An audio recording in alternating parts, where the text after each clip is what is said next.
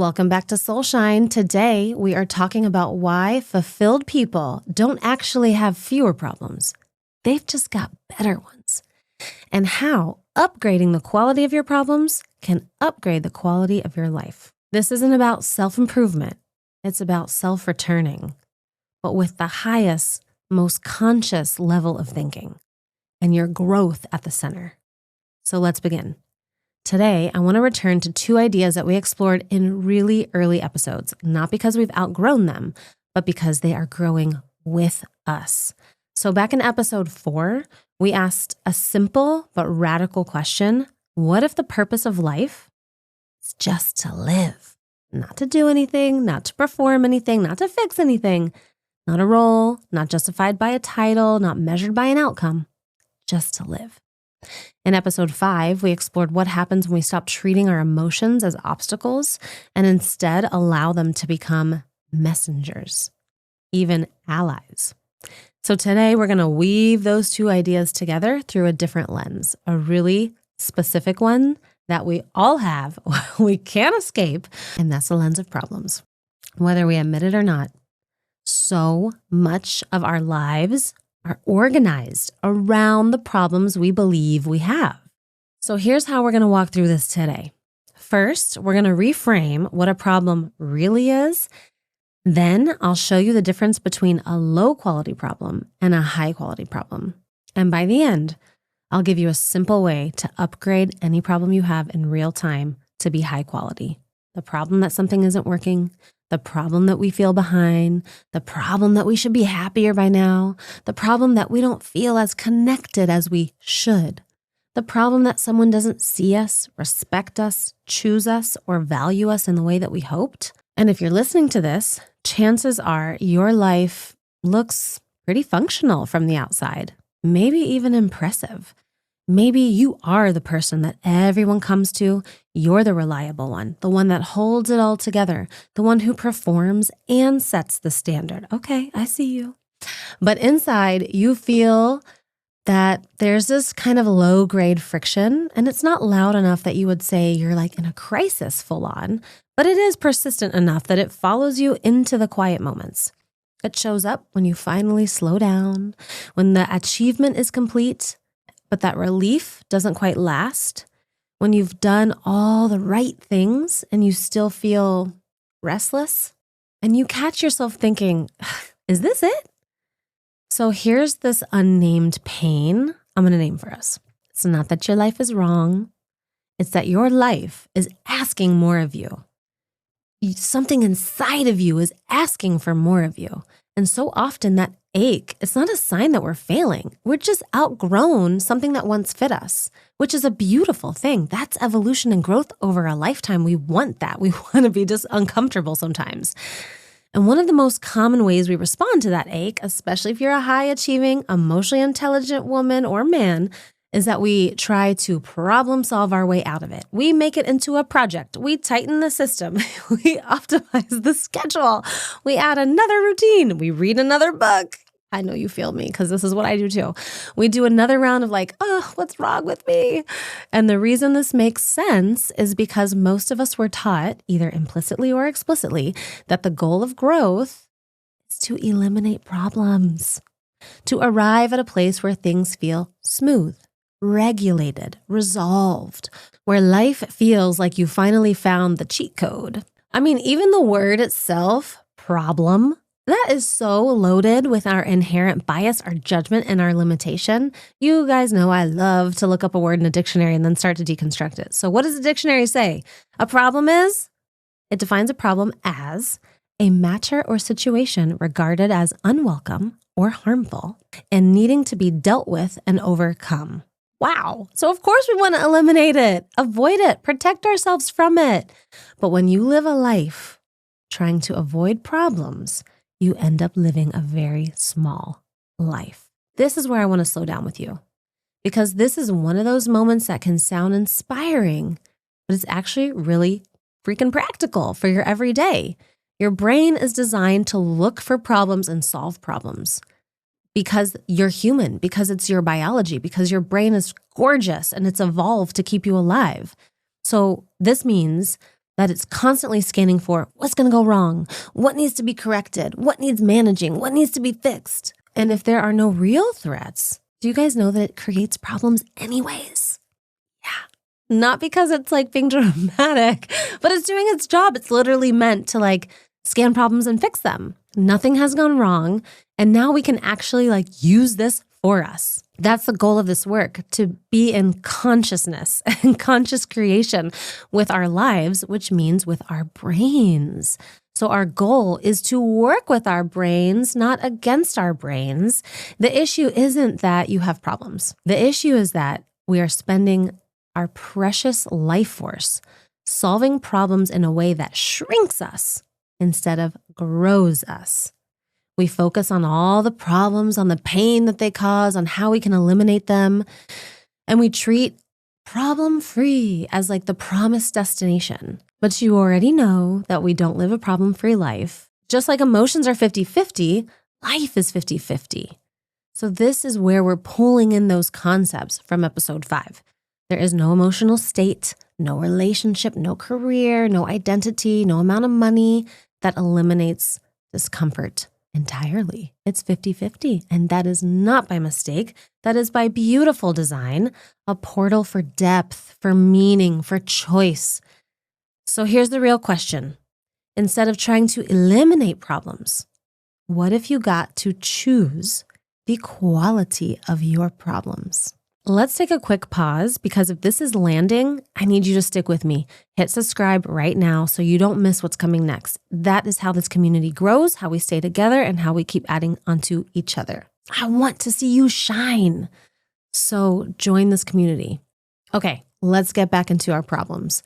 What if you wanted to have problems in your life? Think about that.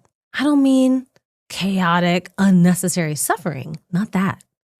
But the kind of problems that lead to the biggest, truest, most alive life. Those kind of problems, champagne kind of problems. What if problems are beautiful? This is the idea where we weave into the concepts now about purpose from episode 4. What if the purpose of problems is to make us grow? What if they are meant to keep us evolving? To keep us engaged with our life? I mean, think about this. Without problems, we'd have the most boring life. There'd be no story, no becoming, no aliveness. Think about like the problems that you do like, a puzzle, a word game, a challenge that you chose, and you approach it with curiosity. You feel engaged. You feel excited. You don't call yourself broken because the puzzle's hard. You don't shame yourself because the answer doesn't come immediately. You're like, okay, challenge accepted. Let me go. Let's think about this. This is fun. You stay with it. There's a satisfaction, not only in solving it, but in the process of being inside something that stretches you. So we can do the same thing with your life and fill it with problems that you actually enjoy solving. Problems that wake up your mind in a healthy way. Problems that invite your courage. Problems that make you so excited to get out of your bed because you're interested in your own life, seeking opportunities for growth, seeking challenges, seeking your own evolution, but not as punishment, as play. Yes, life. Yes, problems. When we avoid problems, we hide in what I call the cave. I didn't come up with that. That's around.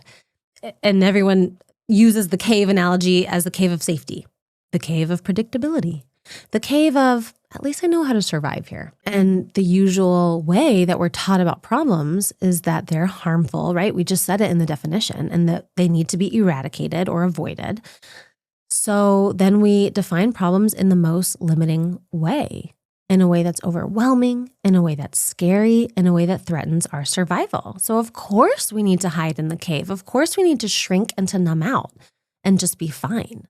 And listen, I also want to quickly say, like, there is no judgment ever on how you choose to live your life. There have definitely been seasons, and I know there will continue to be seasons where I want to be in the cave of predictability and safeness. But here's the difference. I want to always choose it awake, conscious, and liking my decision because I choose that I want to be in a cave for a season, not because I'm trying to run away from my life or I'm scared of my life, but because I chose with my power, with my values, with my growth, with my rest, with whatever it is I chose. So that's the difference. If you're going to go in the cave, like go all in, but go because you're going, because you want to go, because you know that you're going and you're choosing it. Make sense? Okay. But when we are unconsciously going into the cave, it is because we're hiding, we're shrinking, we're numbing out, we're just fine. We want to be fine. And our problems then are like, well, shoot, this problem still exists, so I must be failing. Something must be wrong with me or my life. And the deeper issue is most of us don't just define that the problems are hard or even that we're failing at life, but then we start to define the problems as proof that we're victims of them. So not only are we creating unnecessary problems that we don't want, but the problems we do have, we're defining them in a way that makes us powerless. And if we can't be the hero of a problem, we're going to avoid it. If we can't see a path where we have agency, where we can grow, where we can choose and respond and become, then the nervous system reads the problem as a threat. So yeah, your instinct is like, escape, control, hide, freeze, numb, overfunction. And we spend so much time collecting evidence that reinforce the story over and over that we are at the effect of our problem. That doesn't serve us. It serves you if the problem becomes your ally. If your problems become the greatest portals to the greatest possible life, to your greatest possible expression, to your greatest possible contribution, to your most honest love for yourself, for others. Think of any story or movie with a hero that you admire. Do you admire them because they had no problems? No, you admire them because they faced the biggest freaking problem, and that's what makes them the hero. And yet, many of us don't see ourselves as the hero of our own story. We see ourselves as a supporting character, the dependable one, the fine one, I'll be fine, the one who doesn't want to rock the boat, the one who can't want too much. And I'm going to challenge that lovingly, but I'm going to challenge that because if your life looks successful, but feels heavy on the inside, that could be a sign that you've been solving the wrong problems, that you've been a side character in your life, that you've been solving problems for survival, for approval, for belonging, for being seen as good. And those are exhausting. I know them because I've lived them and I still continue to encounter them. We don't erase the human part of us. Those things will always be there. But what we can change is our relationship to them. So let's do this together right now. It's small, but it's powerful. Step 1, name your main problem in one sentence. Don't overthink it, just name it. Step 2, ask yourself, is this a low quality problem or a high quality problem? Does this definition make me feel small and powerless or activated in motion? Step 3, upgrade the question. Instead of, how do I get rid of this? Maybe ask, how do I meet this with integrity? What is this inviting me to learn? So here's what I mean. A low quality problem makes you feel powerless, ashamed, small, reactive, defensive. A high quality problem is going to make you feel activated, curious, courageous, in motion. So a low quality problem might sound like not only how do I get rid of this, but how do I stop feeling this way? How do I make this go away? How do I fix myself? A high quality problem might sound like, in addition to what we said earlier, how do I meet this with integrity? What is this inviting me to learn? Maybe it also asks, how do I become the kind of person who can hold this? How do I respond in a way I respect? This is the difference between at the effect of your life and being an authorship of your life. And I do want to hold space here because I know some problems are really tender and do cause a lot of pain. And to say you might not be responsible for the problem that you're facing. And there is a privilege and honor and opportunity and a responsibility in how you define it. And the way you define it determines how you show up. It determines whether your nervous system contracts or expands. It determines whether you feel like a victim or a creator. So I'll give you a personal example. So for a long time, I might have said, my problem is I don't have enough impact. I want to contribute to this world. I want to serve in this world. I don't see the impact. And when I think that way, I feel really small. And yeah, I see all the ways that I'm not enough, all the reason other people have more impact, more expertise, more influence, more passion, more conviction, like everything that I don't have, more reach, more credibility. And my energy behind that problem was defeat. That's how I know it was low quality. It makes me want to hide in self-judgment and doubt, seeing all the lack. So then I don't have to fix or erase the problem. I can just redefine it. And then everything changes. I have a better problem. I have a champagne problem. Instead of I don't have enough impact, I can just ask, okay, how can I help someone else have insane impact? That becomes meaningful, and it becomes of service, and it becomes creation. So suddenly I'm not trapped in comparison. It's not about me. It's about contributing. I'm not chasing impact. I'm building it through others. I'm back, even though it's service oriented towards someone else, I'm the hero of my own story now because now I have movement.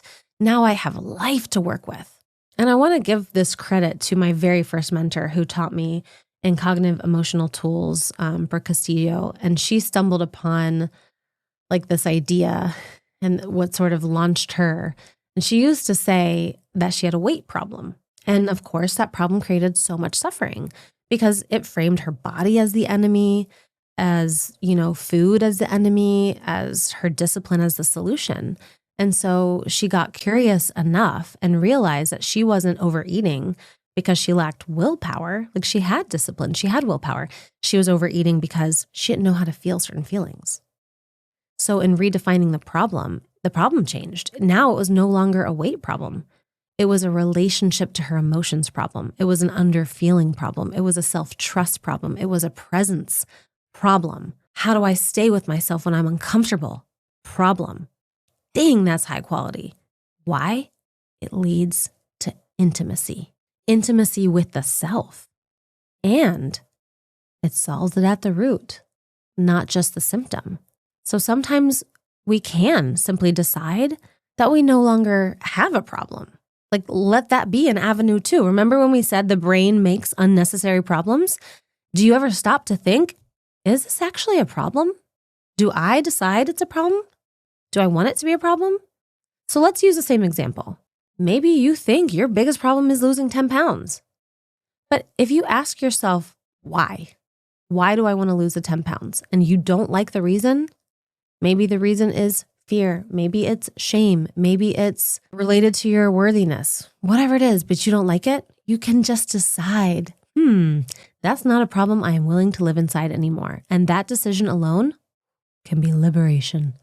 Because so many of us are living inside of problems that aren't even ours.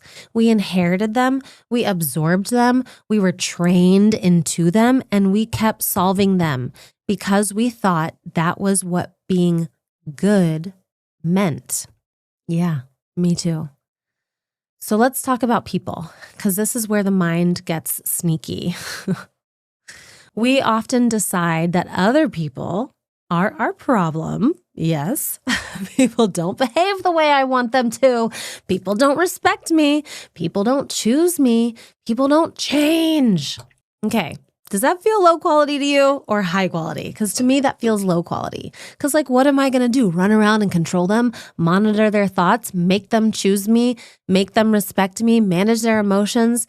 That is not life. That's performance. And that is control, and that is exhausting, and that is outside of me, and I am now also powerless to it, and I'm not the version of me that I want to be. So let's make it a high quality problem.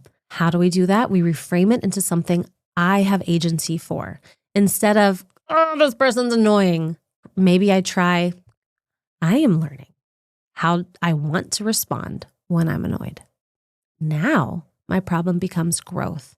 Now I'm the hero again.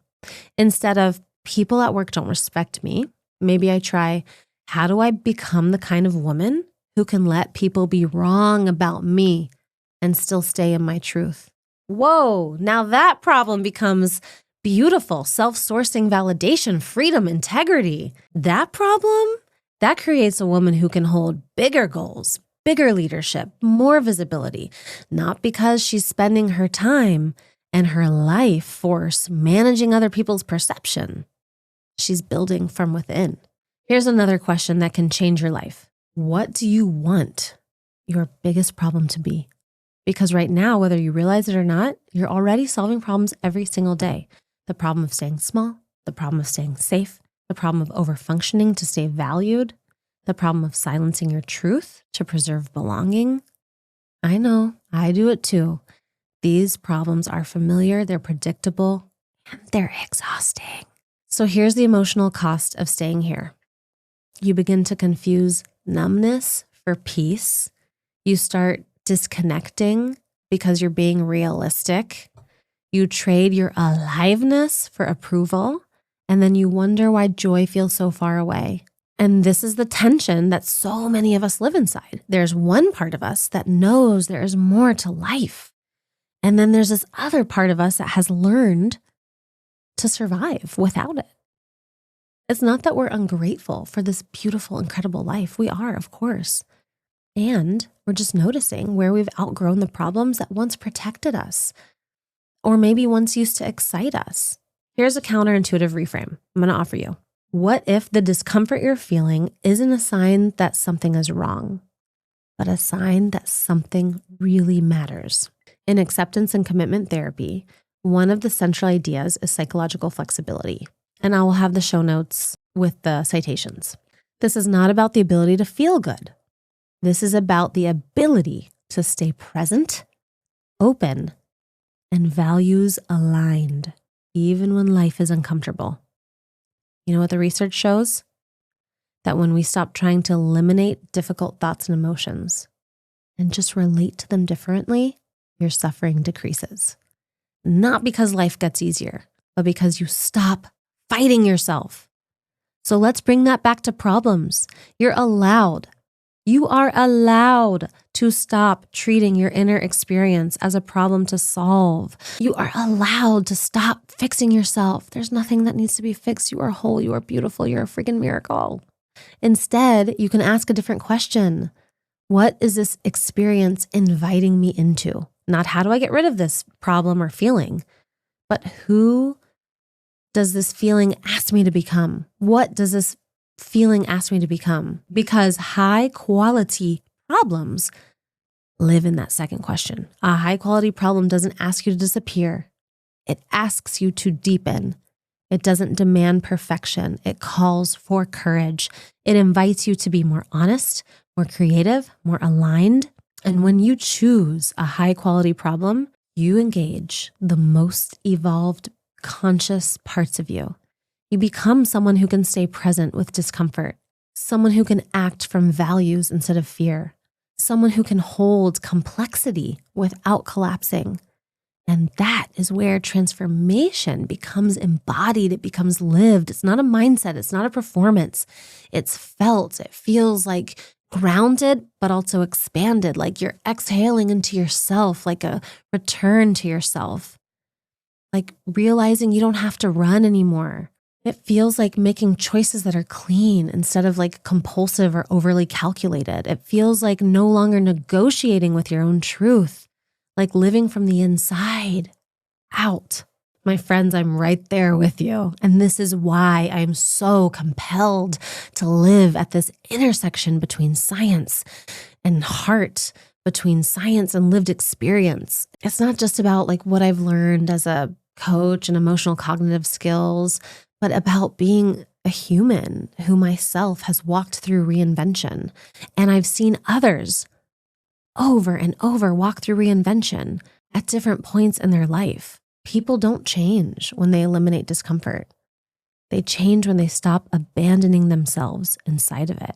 That's what I watch in real time with the people that I coach and that I support. You know, I'll literally laugh with the trainees and I'll tell them, like, you intentionally stepped into this time-constrained container to be uncomfortable, to literally change who you are. And it's such a freaking superpower because they like know ahead of time it's going to be uncomfortable and they choose anyways. And they choose because they're courageous and they choose because they literally want to be someone different. And I think about that all the time.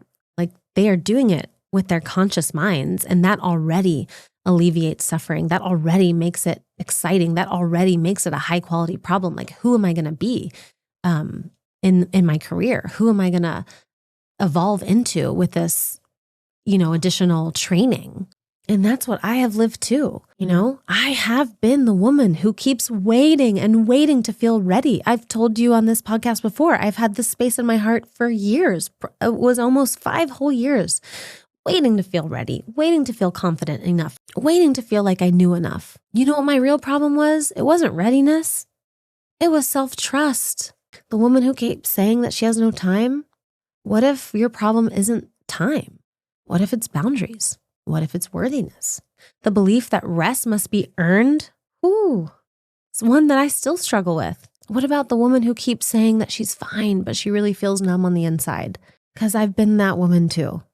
And my problem wasn't numbness. I was solving problems for survival for so long that I forgot what it was like to want something, for beauty, for desire, for joy. So many people in this community are quietly choosing better problems. And I love it, and I'm here for it, and I want to freaking celebrate you. Problems like, how do I live with integrity even when it's inconvenient? How do I tell the truth without burning bridges? How do I build a life that feels like mine? How do I stop abandoning myself when I feel fear? I know that you are one of those people because you're listening to this. You already belong here. You are already using your problems as your allies, and something in you is awake enough to ask for more truth. Now, we're going to make this practical. I'm going to offer you one small internal action, just one. It's not like a life overhaul. It's not like a new person by next week, just one small shift, okay? Today, just notice the moment that you label something as a problem, and all you need to do is ask, is this a low quality problem I'm trying to escape, or a high quality problem inviting me to grow? That's it. Just ask the question. Notice and ask. Boom. That's it. No forcing, no fixing, just curiosity. When you're ready, take it one step deeper and ask, if it's a low quality problem, how do I redefine it? Don't sugarcoat it. Don't bypass it to feel good. Do it to restore your agency. Do it to make room for your self-authorship, to become your hero in your story again. And that's when your nervous system changes, when your story changes. Your body can relax when it knows that there's a path where you're not powerless and you're not in survival. That matters. So as we close, that's your invitation. You don't have to change your life today. You don't have to burn it down. You don't have to quit your job, leave your relationship, move to the beach, have a rebirth.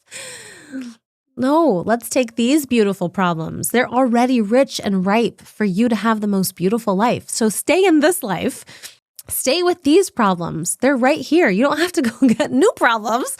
Work with the problems that you have. Release the ones that you don't want to choose as your problems. Start so much smaller, because your purpose isn't to arrive somewhere better. Your purpose is to arrive right here where you are, to live fully, honestly, and awake. And sometimes living fully means choosing courage over comfort. Sometimes it means choosing truth over image.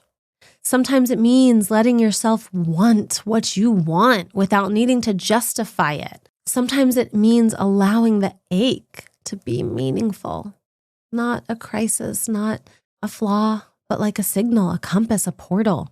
Okay, for our ending tradition, here are some questions for you to take with you. Can you believe that your problem is here for you as an ally? What if you believe this problem is supposed to be here for you to show up as your most capable, strong self, for you to evolve into the next version of self, to have the best life that you can have, to become the person you want to become? What do you want your biggest problem to be right now? What problem in your life might be asking you to grow instead of disappear? Comment below. I know this is on YouTube, on Spotify, on Apple. Comment in YouTube. You can actually comment on Spotify. Go onto Instagram. Every week, I have 2 additional or 3 additional posts that support this podcast theme. There's like a poem. There's a quick burst post. There's a clip from this, anywhere you want. Let's build the community. Let's engage and excite each other. Comment what your problem is that you are ready to upgrade. Let's give each other ideas. Let's open up the mastermind because we're all there together engaging. If you want to keep going with this thread, if you liked some of these ideas about emotions as allies, listen to episode 5. If you like this idea of living life just to freaking live it for the simple purpose of living, listen to episode 4. I'm going to link both of those in the show notes. And if you want to stay connected between the episodes, find me on Instagram at soulshine_global. And I'm there. You're there. We are there together. Let's create something beautiful. Let's make the biggest, most beautiful problems. I am wishing you so much play, so much possibility, and so much peace, all from your biggest, most beautiful problems. I'm wishing you to feel supported in this space. And I am so honored to be a part of your soul tribe. I cannot wait to see what becomes of your problems and of your life. I am sending you so much love, and I'm going to see you next week. Bye.